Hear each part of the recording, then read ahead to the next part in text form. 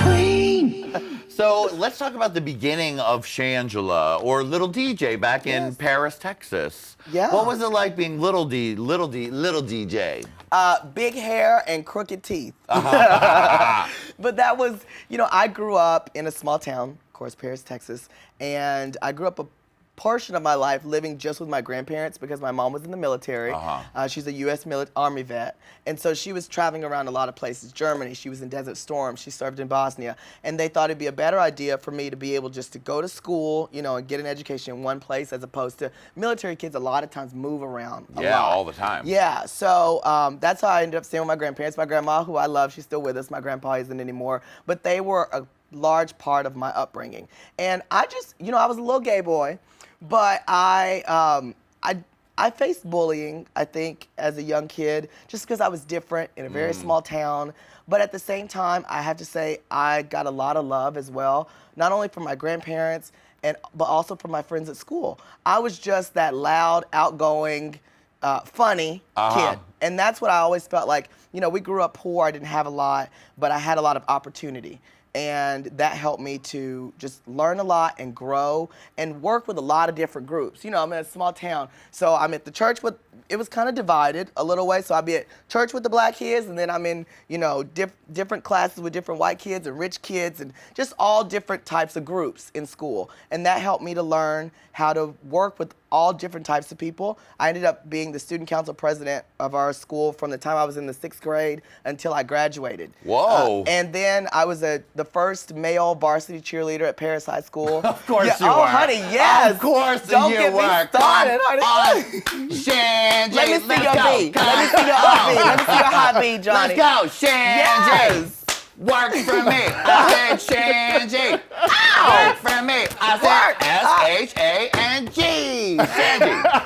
Just took the whole ELA out the name. You would have made the squad, boo. You would have made the squad. Lady Red, my dreams finally coming true. I'm so happy for you. He needs a round of applause. Oh, thank you. Johnny.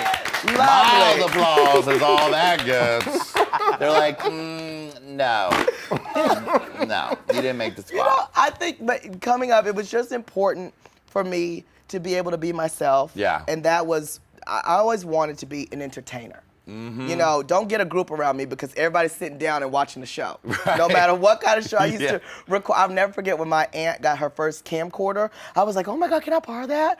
I would set it up and do videos of myself doing the news. And then my grandma used to watch every soap out there. Right. Young and the Restless, Days of Our Lives, Bold and the Beautiful, Another World, Passions, all of them. Oh, even Passions? Honey, even Passions, Lady Red. That was my jam. So I would see that during summer all the time, and I'd be like, I want to be an actor. And that's what really fueled me, you know, after college and after I started working in PR and marketing. I kind of gave that life up and said, I want to move to LA. I'm young, I want to pursue my dream right now, and if it doesn't work out, I always have something to fall back on. And that's what brought me out here. And then turned up taking me to Drag Race. And then when did drag really start to come into the picture? Because you wanted to be an actor, you wanted to be acting. What was I know you did a little Tina Turner number back in 8th grade. That got me an A on the English project, Your okay? Huckleberry Finn book report. Thank you, you better know something, yes. I did, you know, and they probably didn't know what to do with me. We had in 9th grade, we had a project to do over the Holocaust. Okay. And they said you can do a creative project, you can do a book report. And I did mine over Corrie ten Boom, who was a person in during the Holocaust in Holland who had hid a lot of Jewish people in her attic. So I rewrote a song, and then I came to school dressed as Corrie ten Boom. Wow. And I had 2 softballs and a pair of my granny pantyhose. And one of my granny's dresses, and she was like, you need that for school? And I was like, yes, ma'am. My grandma, the English teacher, asked me to bring this for school. She needed us to. And I did a song called Miss Corrie. Corrie, a Corrie ten Boom. I said a Corrie ten Boom. They had me come back 3 other periods and perform it. Now, they could have, maybe they were just getting a good kiki, but I was having a good time. Look, let's let this bitch do it again. Yes, send her to my class too.